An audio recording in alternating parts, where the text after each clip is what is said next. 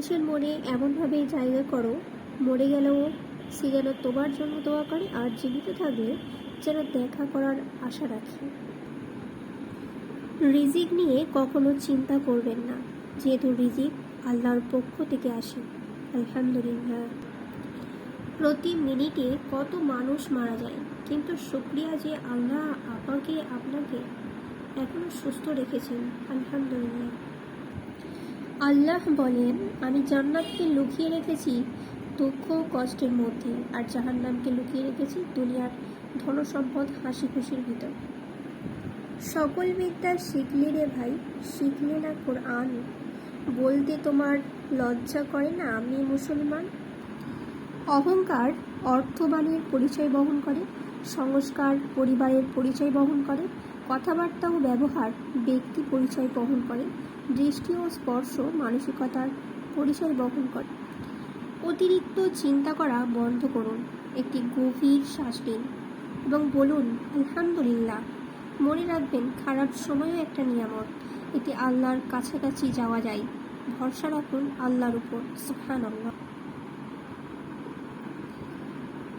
সবথেকে ধনী সম্পদ হলো জ্ঞান, সবথেকে শক্তিশালী অস্ত্র হলো ধৈর্য, শ্রেষ্ঠ নিরাপত্তা হলো বিশ্বাস, সবথেকে কার্যকরী টনিক হলো হাসি, এবং আশ্চর্যজনকভাবে এই সবগুলোই বিনামূল্যে পাওয়া যায়। মনের অশান্তি সবচেয়ে বড় অশান্তি, কাউকে বোঝানো যায় না, বললেও অশান্তি কমে না।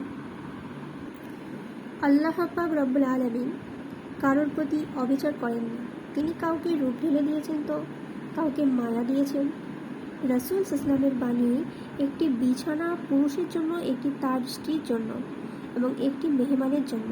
প্রয়োজনের বেশি অধিক বিছানাপত্র পড়ে থাকলে তার শয়তান ব্যবহার করে।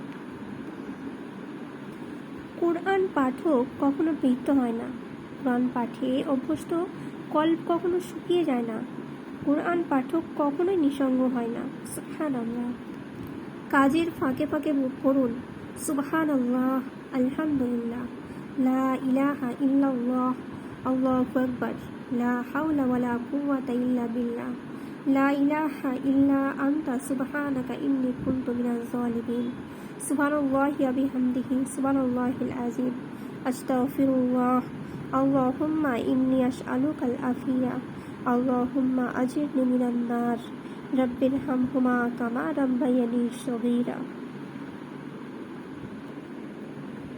হারাম কথোপকথনের থেকে হালাল একাকিত্ব বেশ ভালো। নিজের সব কিছু দায়িত্ব আল্লাহর জিম্মায় দিয়ে দিন, আল্লাহর হাতে সঁপে দিন, আপনার আর কোনো চিন্তাই থাকবে না। সুবহানাল্লাহ।